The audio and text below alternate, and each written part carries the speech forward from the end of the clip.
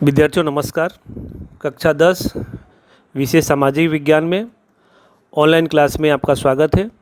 विद्यार्थियों आज हम पाठ 4 जिसका नाम है भारत की साहित्यिक विरासत, जिसमें भाग 2 पढ़ेंगे और समझेंगे।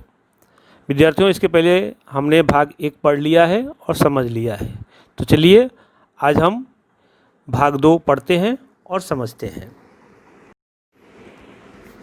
विद्यार्थियों इसके पहले वाले भाग में हमने वेद के बारे में जानकारी प्राप्त कर लिया था, ब्राह्मण ग्रंथ के बारे में जानकारी प्राप्त कर लिया था और भारत के जो प्रमुख 2 महाकाव्य हैं रामायण और महाभारत के बारे में परिचय प्राप्त कर लिया था।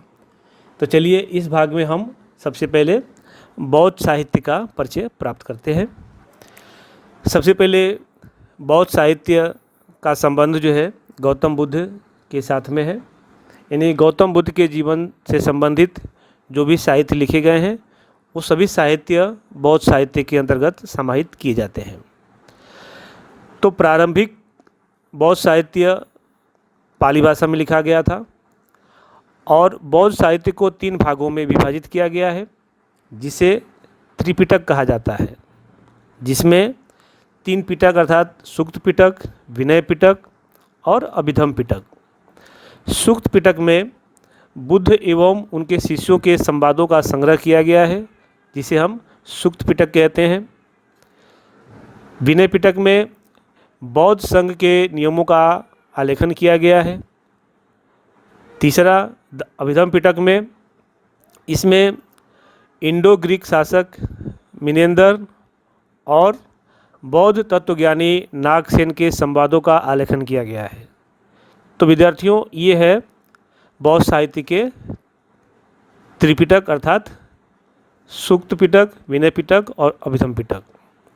इसके अलावा विद्यार्थियों बहुत सारी जो जातक कथाएं हैं वो जातक कथाएं भी बौद्ध साहित्य का महत्वपूर्ण अंग माना जाता है और बाद में अनेक बौद्ध साहित्य ग्रंथों को संस्कृत में भी लिखा गया। अश्वघोष नामक जो एक कवि थे, उन्होंने बुद्ध चरित नामक जो है महत्वपूर्ण ग्रंथ लिखा, जो बौद्ध साहित्य का जो है महत्वपूर्ण ग्रंथ माना जाता है। तो विद्यार्थियों ये हो गया बौद्ध साहित्य का संक्षिप्त परिचय। तो चलिए अब आगे देखते हैं गुप्त युग के संस्कृत साहित्य का परिचय। गुप्त युग को संस्कृत के काव्य और नाटक के विकास का स्वर्ण युग कहा जाता है। स्वर्ण युग जो है किस लिए कहा जाता है, क्योंकि इस समय नाटक और काव्य का जो है काफ़ी विकास हुआ था, जिसके कारण से इस गुप्त युग को जो है स्वर्ण युग कहा जाता है। और इस समय महान लेखकों में, कवियों में कवि कालिदास, भवभूति, भर्तृहरि, बाणभट्ट, माघ आदि जो है मुख्य थे। इन सभी लेखकों के कारण जो है भारत भर में उनकी काफ़ी प्रसिद्धि थी और पूरे विश्व स्तर पर जो है इन कवियों का नाम महत्वपूर्ण माना जाता है, जिसमें खास तौर से महाकवि कालिदास तो विश्व के प्रसिद्ध कवियों में उनकी गणना की जाती है। संस्कृत साहित्य के प्रमुख कवि और उनकी रचनाएं जो है इस प्रकार हैं। सबसे पहले कवि कालिदास, जो उनकी रचनाएं हैं कुमार संभवम, रघुवंशम, मेघदूतम, ऋतुसंहार, अभिज्ञान शाकुंतलम और विक्रमोर्वशीयम, ये कवि कालिदास की जो है अद्वितीय रचनाएं मानी जाती हैं। और एक ऐसी भी कहावत है या ऐसा भी किंवदंती है कि जर्मन कवि गेट नाम के कवि थे और उन्होंने कवि कालिदास का अभिज्ञान शाकुंतलम जो महाकाव्य है, जिसमें दुष्यंत और उनकी रानी शकुंतला के प्रेम वर्णन का उसमें उल्लेख किया गया है, उस जर्मन कवि ने इस ग्रंथ को पढ़ा और इतना जो है भाव विभोर हो गए कि उस ग्रंथ को अपने सिर पर रख करके नाचने लगे। ये इस कवि कालिदास की जो रचना है उस रचना का ही जो है प्रभाव माना जाता है। इसके अलावा बाणभट्ट, जिनकी रचना है कादंबरी, हर्षचरित, जो सम्राट के हर्षवर्धन के जीवन के ऊपर लिखा गया है। इसके अलावा भवभूति, जिन्होंने उत्तर रामचरित लिखा है। शूद्रक ने मृच्छकटिकम लिखा है। सोमदेव ने कथासरित सागर लिखा है। भारवी ने किरात अर्जुनियम लिखा है। दंडी ने 10 कुमार चरित लिखा है। पंचतंत्र पंडित विष्णु शर्मा ने लिखा है। विशाख दत्त ने मुद्रा राक्षस लिखा है और शंकराचार्य ने भाष्य लिखा है। तो विद्यार्थियों, ये हो गया संस्कृत साहित्य का परिचय। तो चलिए विद्यार्थियों, अब हम गुजराती साहित्य का परिचय प्राप्त करते हैं। प्राचीन युग से ही गुजराती भाषा में पद साहित्य लिखा जाता रहा है और समय उपरांत गुजराती भाषा में अनेक रचनाएं भी की गई, जिसमें नरसिंह मेहता, मीराबाई, दयाराम, अखा, प्रेमानंद और प्रीतम जैसे साहित्यकारों ने अपने पदों, गीतों, गरवी, छप्पा, कविताएं और आख्यान से गुजराती साहित्य की विरासत को समृद्ध बनाया। और ऐसा भी माना जाता है कि गुजराती के जो सबसे पहले कवि हैं उनका नाम जो है नरसिंह मेहता है। यानी नरसिंह मेहता को गुजराती साहित्य का सबसे पहला कवि माना जाता है। इसके पश्चात और भी बहुत सारे जो साहित्यकारों ने इस गुजराती साहित्य को और आगे बढ़ाया और समृद्ध बनाया, जिसमें कवि नर्मद, नवल राम, किशोर लाल मसरूवाला, पन्नालाल पटेल, उमाशंकर जोशी, महिपत राम, रूपराम नीलकंठ, गोवर्धन त्रिपाठी, ये सभी साहित्यकारों ने गुजराती साहित्य को खूब समृद्ध बनाया था।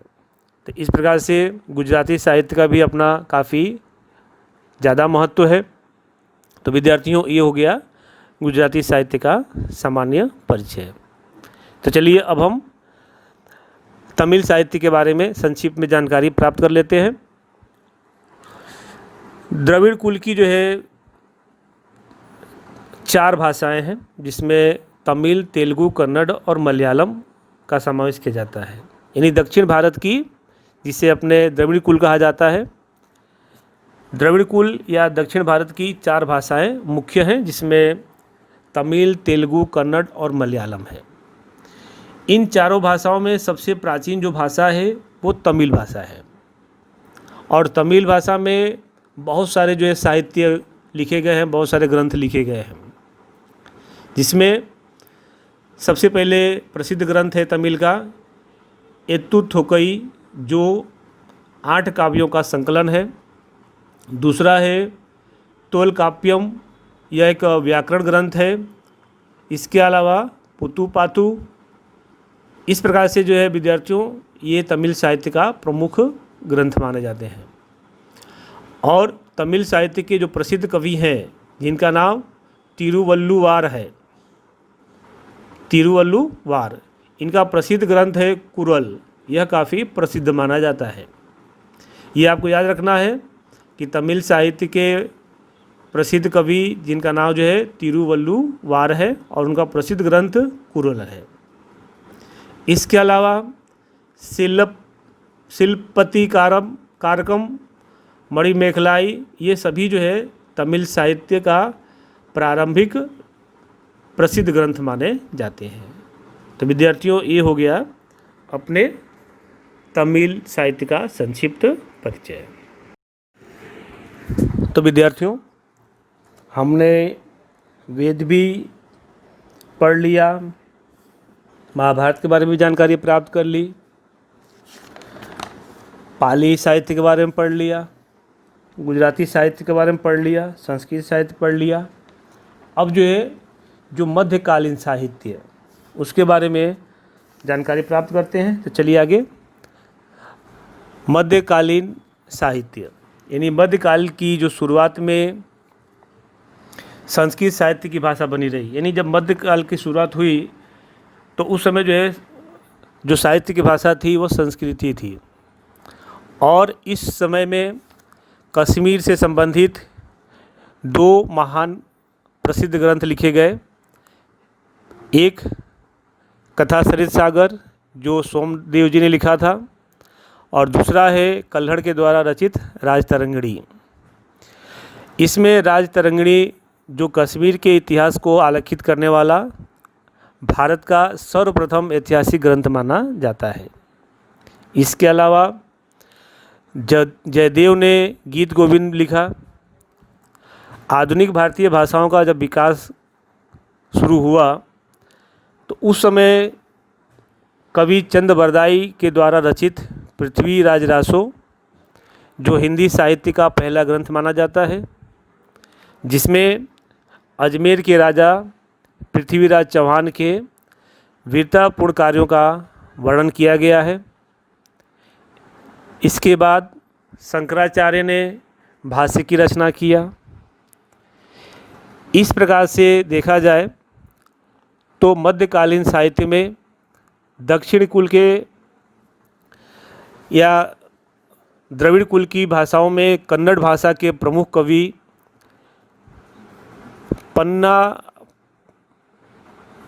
पंपा पुन्ना रन्ना, यानी तीनों जो ये त्रिपुटी थी, इन त्रिपुटियों ने द्रविड़ कुल के कन्नड़ भाषा को काफ़ी समृद्ध किया। दक्षिण के ही कवि कंबन ने रामायण का जो है तमिल में अनुवाद किया। इसके अलावा मुल्ला दाऊद का चंदायन नामक जो ग्रंथ है वो अवधी भाषा में लिखा गया। इसके बाद मध्यकाल में ही दिल्ली के सुल्तानों की जो भाषा थी या राजभाषा थी वो फारसी थी। उस समय जियाउद्दीन बर्नी ने तारीख़े फिरोज शाही की रचना किया। मध्यकाल के महान साहित्यकारों में अमीर खुसरो का नाम जो है महत्वपूर्ण माना जाता है। अमीर खुसरो एक कवि, इतिहासकार, रहस्यवादी, संत और संगीतकार भी थे। और ऐसा भी माना जाता है कि अमीर खुसरो हजरत निज़ामुद्दीन औलिया के शिष्य थे। अमीर खुसरो की महत्वपूर्ण रचनाएं इस प्रकार से हैं, जिसमें आशिका, नूर, सिपिहर, किरातुल सदायन ये प्रमुख जो है उनकी रचनाएं हैं। इसके अलावा मलिक मोहम्मद जायसी ने अवधी भाषा में पद्मावत नामक जो है महाकाव्य लिखा। इसके बाद अवधी भाषा में ही तुलसीदास जी ने रामचरितमानस नामक जो है प्रसिद्ध ग्रंथ लिखा। इसके अलावा देखा जाए तो मध्यकालीन साहित्य में दक्षिण के विजयनगर के सम्राट कृष्णदेव राय जो तेलुगु और संस्कृत भाषा के बहुत ही सिद्धहस्त लेखक थे, और उन्होंने अमुक्त माल्यदा नामक जो है ग्रंथ लिखा। यदि मुग़ल काल को देखा जाए तो मुग़ल शासन के दौरान प्रथम मुग़ल बादशाह बाबर जो है तुर्की भाषा में तजुके बाबरी नामक जो है अपनी आत्मकथा लिखी, जिसका बाद में फारसी में अनुवाद हुआ, जो बाबरनामा नाम से अनुवादित हुआ। मुग़ल शासक हुमायूं की बहन गुलबदन बेगम ने हुमायूं की आत्मकथा लिखी, जिसका नाम है हुमायूंनामा। जहांगीर ने तजुके जहांगीरी नामक अपनी आत्मकथा लिखी। अबुल फजल ने आईने अकबरी और अकबरनामा लिखा। मध्यकाल को देखा जाए तो मध्यकाल को भक्ति काल भी कहा जाता है। तो मध्यकालीन संत कवियों में तुलसीदास जी, सूरदास, केशवदास, रहीमदास एवं कबीरदास, इन सभी संतों ने भी साहित्य रचना किया। मध्य युग में ही उर्दू भाषा का उद्भव माना जाता है और उर्दू भाषा के कवियों में मुख्य रूप से वली, मीर दर्द, मीर तकी, नज़ीर अकबराबादी और असदाउल्ला खान और गालिब, जिसमें से गालिब जो है उर्दू के प्रसिद्ध शायर माने जाते हैं। तो विद्यार्थियों, ये हो गया मध्यकालीन साहित्य का परिचय, जो पूरा आपको जो है इसमें मिश्रण पाया जा रहा है और इसको आपको ऐसे ही लिखना है। तो विद्यार्थियों, मुझे पूरा विश्वास है कि आपको जो है ये भाग आपको समझ में आ गया होगा और जो भी ये जो स्लाइड आपको जो है दी गई है, इस स्लाइड को जो है वैसे का वैसे ही आपको अपने नोटबुक में उतार लेना है। तो विद्यार्थियों, इस भाग में इतना ही, बाकी जो शेष भाग है वो अगले भाग में पढ़ेंगे। तो विद्यार्थियों, भाग 2 यहाँ पूर्ण होता है और इस पाठ का जो शेष भाग है वो अगले भाग में पढ़ेंगे। धन्यवाद।